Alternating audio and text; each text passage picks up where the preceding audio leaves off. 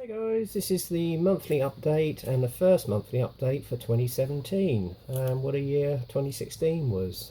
Certainly managed to get a few builds in. I'll also be using this video as a review on my builds for 2016, but first up I just want to let you know what I did actually get for Christmas. First off, I actually got these two box sets from my stepfather and mother, Janet and Colin Parfit. One on the Great War, which I shall thoroughly enjoy, particularly as I've got a family connection whereby both my grandfathers were involved in the Great War. And this one, which is a series that was on the History Channel called World War II in Colour, and it was narrated by Robert Powell, so I shall thoroughly enjoy those immensely. The other thing I got for Christmas from my brother and his partner Debbie was a lovely mug with the Vulcan on it. So I enjoy many cups of coffee from that, guys. I really will. So thank you. That was lovely. And also I managed to get myself from them a nice tin of biscuits with a Spitfire on it. So that was rather nice.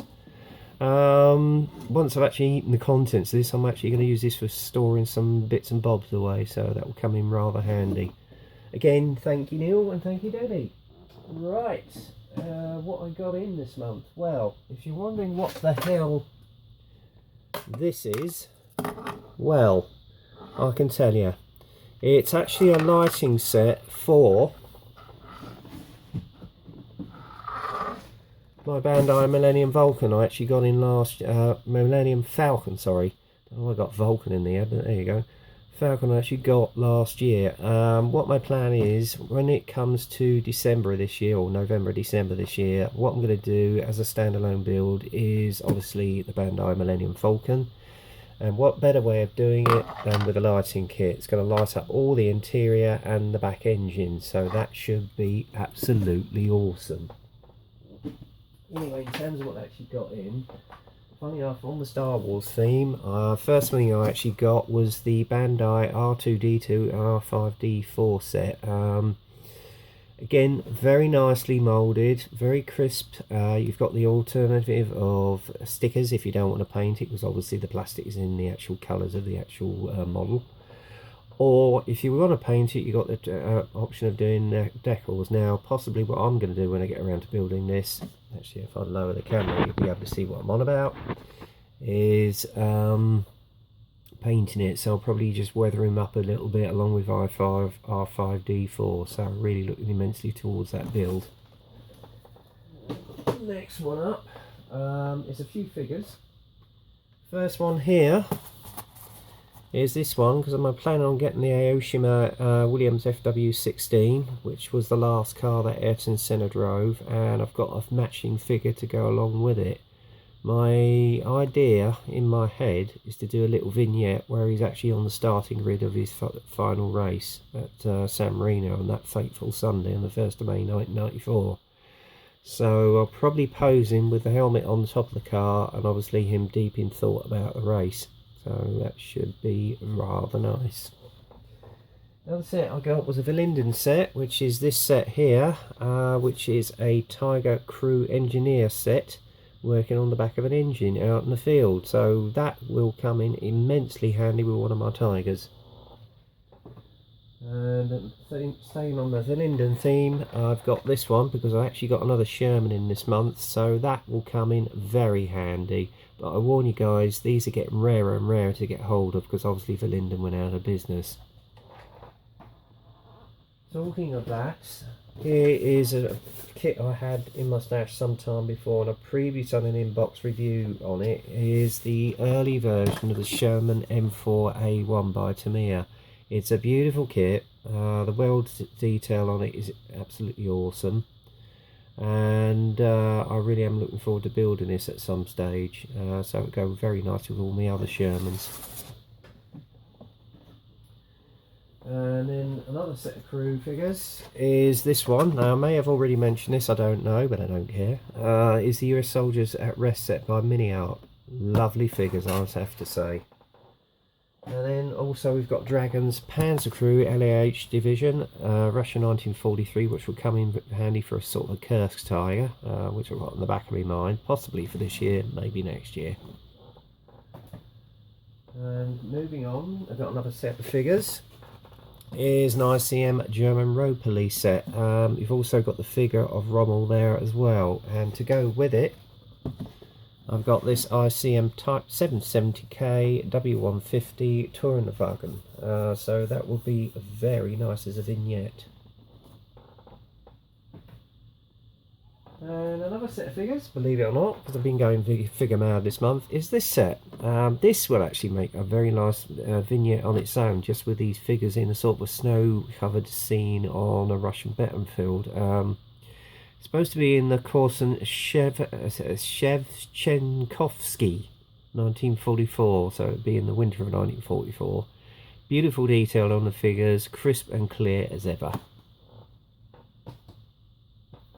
And this one is a build which actually Warren Blanche is actually doing at this very moment in time. The Tamia Spitfire Mk1. I did previously have the Airfix one, but to be honest with you, this one holds up just as well, and it's a beautiful kit. Another subject which I actually going to get hold of, and I've been sort of umming and ahhing as to whether to get it, because 1/72 isn't normally my scale, but I did. It's the Supermarine Swift FR5, and guys, I tell you, it's a beautiful looking kit by the looks of it. The detail on it with the retool is absolutely awesome, and I do like this colour scheme. It's actually of an aircraft which was based at Bruggen in 1957. Not a very successful fighter, I granted you, but a beautiful one all the same. And another aircraft from the 50s, and I've had this one previously before, but I've got it in again, is by a company called S&M Models, which is based at Colnbrook in Slough. It's of the Viscount 800 in 1/144. Now I am going to see if I can get some aftermarket decals for this, because I'm hoping to do it in the red flag scheme of BEA. I might even get another one in and do it as the Speed Jack scheme as well. And another aircraft, and I saw this on eBay the other day and actually ordered it. It's a well-known and famous troop transport, just as famous as the Douglas Dakota, but on the Axis side it's the JU-52-3M. Now admittedly it's in 1/72, but I've had a look at it. It's not a bad kit for its time. Yeah, you do have the option of probably upgrading it a bit. The only thing I would say, the decals look awful, so basically I'm going to see if I can source some aftermarket for it. And this one I had before, but I've got it in again, and I sold it, but I've got it in again, is the Armstrong Whitley Mk5. Now this came out last year, and it's a beautiful kit. I have done an inbox review on it, so if you want to check it out, look back on one of my videos. Airfix have also brought out a Mark 7 or 8, I think it is, one of two versions, whereby you can do the Coastal Command version or BOAC's airline version, so that looks interesting all the same. And another one I actually got from Nikki at Veteranos Kits, and it only came through the other day, I've not even unpacked it, is this one. She only had one of two, and I managed to get hold of the second one. It's a very rare kit. It's Saba Hobbies LVT for Water Buffalo, and it also comes with the crew US Marines as well, so that could be a very good idea for a Pacific sort of diorama, as it were, although I might not build that this year. But to be honest with you guys, I've not, as you can see, it's still sealed. I might do an inbox review on that possibly later this month. And this is one I saw and I thought, well, I've got other World War I tanks and I couldn't resist it. It's Hobby Boss's French Saint-Chamond heavy medium tank. I just love the look of it. The potential for a diorama in World War I is good, and this colour scheme is awesome. It's little known. I don't know a lot about the vehicle, so I'm going to have to do some research on this, and I'm not holding you to this Len. This is Len Chance, North Wales. I might possibly do this as a build for your World War One group build next year. But as I say, I've got other options, but it's an option. And I think finally, here's another kit that I actually saw and I couldn't resist it. I'm not normally into Israeli vehicles, but this one, my brother just recently built the old Tamia kit and he did an awesome job of it. Is Hobby Boss's Merkava Mark III D LIC. It does come with some extra brass. You do have the added advantage of possibly getting some aftermarkets, particularly with all the chains on the back of the turret here. And I've got a feeling I'm going to have fun and games with that. And it has link-to-link tracks. It does look a lovely kit, and it's quite an awesome vehicle. Now, another one, I did actually also get some reading material in.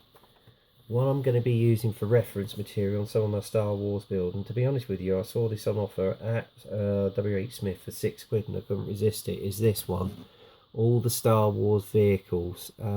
It's handy in the fact that if I open it up, you've got photos from the film, you've got technical information. It's a good way of getting some source material for any sort of Star Wars vehicle, whatever that you're building, particularly when it comes to the weathering, which you can see on this speeder here. You know, so they've got some really good shots from the film, and as I say, it's quite a handy book. Now I know they've actually this publisher's just actually bought one out for all the vehicles based on Rogue One as well. I'm trying to see if I can try and get hold of that too, but it's a lovely book, and I heartily recommend it. If you haven't got this, just go out to Smiths and pick yourself one up. Okay. And this one is an awesome book, and when Nikki had it on offer I couldn't resist it. It's FAQ dioramas. It's only just recently been released, and look how thick it is. It's absolutely thick, and that for me is going to come in handy. You've got all various techniques, as you can see here, on various dioramas that you can do. It's like the Bible of how to do dioramas, to be honest with you, and it's actually published by AEK MiG Productions.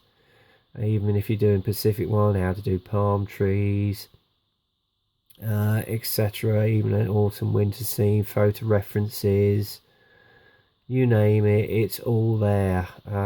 It really is going to be a handy source of information for me, to be honest with you, because I really want to improve my techniques. I mean, there's some photographs of some of what they've done. It looks absolutely awesome.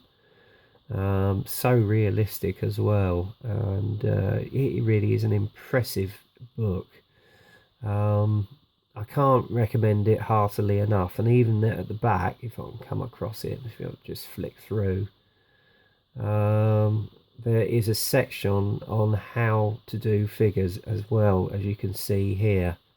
You've got civilians, tank crew, etc. So it really is going to come in quite handy. I mean, this looks all absolutely awesome, you know, with a wounded crewman. How to paint the figures, trash waste, accessories, how to set your diorama up, etc. So I really heartily recommend. It may be expensive, around about 76. I mean, I got this for 53 with Nikki at Veterana's Kit, so I did a very good deal there. It is an essential in your reference library. It really is. And I've got two more Osprey books. One on modelling Panzer Crewman of the Here, which is the regular army. Again, it is a very good guide, as all the Osprey books are, on how to weather figures up, if you want to do lone sort of vignettes, etc., or with vehicles themselves. It's superb, it really is, and it even tells you how to modify some figures if you want to do so. And this one is of the US M4 76mm Sherman medium tank. It's a fairly new release, so that again will come in extremely handy. Tells you about the kits on the market, various builds that have been done here, techniques, etc., modifications, so forth. So really guys, that is a must do. So there you go. So basically that's what I got in this month. So I haven't really got a lot of progress done on the M group build, because obviously I've been building all these Star Wars kits and got a bit addicted. So there's not really any progress on the builds as such, but I am hoping to get back on it. But this part of the video is going to be all my builds of 2016. Overall, I've enjoyed 2016 because I managed to get improve on my techniques. I learned a heck of a lot from all you guys out there. I do actually feel much more of the community now. One of the boys as such, as it were. And my friendships have grown throughout all the community, which I'm glad about. And I'm just going to get my turntable up and run through everything that I've done this year. My first build, as you well know, was a bit of a, well, two of them were shelf queens. The first being the AS90 155mm Howitzer, which you see here. Loved every minute of this build. It was my first trumpeter kit, and I've got a few more in my stash, so I'm looking forward to building them. And obviously I used the Black Dog accessory aftermarket set, which you can see here. It really does improve the look of the model, and the weathering I did quite heavily because as though it's been on sort of army manoeuvres as such. And obviously I had a little bit of an issue with the wing mirrors, lost them, and Gil at one of the Red Dragon models suggested a method I'd try, which I did, and it worked. But unfortunately at the end of the build I knocked off the other wing mirror and haven't got around to repairing it. I may well build another one and try and do some repair work on that just to complete it. But overall I was extremely pleased with this build. She is a beauty, and to be honest with you, I will possibly build another one in the future, but as a desertized version. But it is an immensely awesome looking vehicle, and it's quite big compared to all the other builds that I've actually done in the past. So yeah, I was very, very happy with that one. The second build of the year, as you well know, was another shelf queen that had been sitting on the shelf for about a year. And initially I was going to do it as a diorama in a field, taken from a photograph, which of course is this mid-production Tiger 1, which I modelled on Thomas Amstelgruber's Tiger, who was a well-known ace during the Normandy campaign. My change of thought was when I was actually trolling through fog models, I saw the base and then an idea plopped into my head whereby I would do it as though they just sort of pulled up back from a patrol in a sort of a Normandy French town and were just basically waiting for their other crew members while they were going off to get provisions and have some lunch. So as you can see here, they're patiently waiting for them, and the figures were basically from a Tamia set, which I was very pleased with and came out extremely well. I did try and use some aftermarket decals that were provided by Tamia with the lapel, etc., but they just fell off.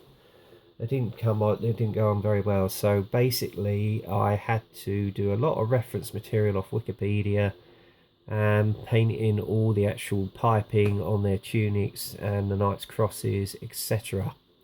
In fact, if I pan in, you can possibly see a bit more detail. Okay, let's see. There we go. As you can see here when he comes round again, especially on the commander. This, I have to say, was one of my favourite build of the year. The only thing that was a pain was these pennant numbers. They were a devil to basically get down. Yeah, there was a little bit of effing and blinding, but once they were down, so they formed very nicely with loads of microset and microsole. Again, the weathering, I decided to do it as a fairly dusty vehicle. As I say, it's just come off the field, and obviously Normandy at that time of the year was very warm. Yeah, generally with the figures as well, they came out beautifully. it is definitely one of my favourite build of the year. I'm just going to pan back, and I really want to do another Tiger again this year if I can, possibly a late version. We will see. I mean, the weathering I did on the back of the here was pastels, obviously followed with the AK rust set as well, and obviously I did a dark dirt wash just to sort of pop up some of the actual material. Tracks on it were DS links, were DS tracks, weathered them down, used some rust, etc.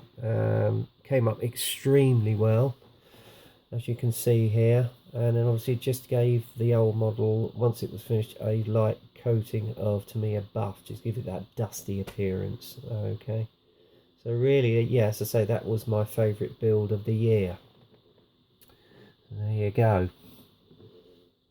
My next build obviously was the World War I group build. Again, I would have to say this is my second favourite build of the year. I was very happy with the way this came out, and that was for Chancellor North Wales World War I group build. The figures are a mixture of Master Box and Tamia.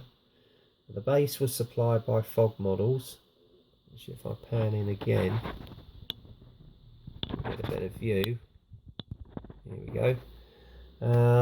Very pleased at where they came out. I had to do a lot of sort of research on the German uniforms and what colours to use, etc. Thankfully I got them right. As I say, the base I weathered up with rust effects and some flory washes, as well as some UMP washes. Sandbags look extremely convincing, I have to say. The mud effects, I used just some clear on it just to give it that sort of glistening look, as though it had been muddy, because obviously it was a horrible time of the year in 1916. And this was really a tribute to my late grandfather and his chums who didn't come back from the battle of, well, from the Somme. My grandfather survived, but a lot of his chums didn't, unfortunately. So it was for them that I built this diorama, and it does sit pride of place on the shelf, and it is a favourite of mine. So that was that, really. I just let it come round for one more pass. I mean, I love the stance on this figure here, actually, to be honest with you. It really does give a sense of action and desperation, which is what it was like for those men in those days, because obviously it was just before the tank was enrolled. In fact, no, the Battle of the Somme was where the tank first came into operation. So there you go. And that will go back up on the shelf now. Just popping back up on there. And then obviously my next one, which I'd actually initially entered back in July, was the Bandai group build. And this was Bandai's 80 ST, as you can see here. Actually, if I get that into shot, actually I'll pan back a bit so we got them into shot fully. There we go. This I recently completed. Again, it was the first Bandai kit I'd actually put together. Simple snap together thing. I did glue it in one or two places just to give it some solidity. The base, which was supplied with the Bandai kit, I actually used the static grass and some little grass clumps. Initially I did use Styrus on this vehicle. Covered it over with some ocean light grey from Tamia, because that was the nearest sort of colour source I could use. And then obviously I've weathered it down with some rust effects from the rust set as well, and then just gave it sort of a semi-wet stained look as well, so this was sort of fairly battle beaten, as it were. And the figure for Chewie is a beautiful little figure. That came out really well. I was really pleased with that, especially after I put the wash on. Used some chalk pastels on the end of the guns to give it that sort of burnt effect, as though it's been used quite heavily. And even painted the interior, although you can't see a lot, to be honest with you. So I was very, very happy with the result of that one. And that gave me the bug then to build a few more Bandai kits. So let's just pop that one off of there. And the first one was being the original Stormtrooper, which you see here. I'm going to pan in again. There we are. Oh, that's a bit too close. Quite straightforward, simple build. Went together beautifully. I didn't have any fit issues with that at all, and I just wanted to get the right pose for it. I didn't bother weathering him up because I was indicating as though he was on the Death Star, where if you see in the original Star Wars film, they're absolutely pristine in their uniforms. But he does look an awesome little dude, I have to say, and I am actually tempted to get the Sandtrooper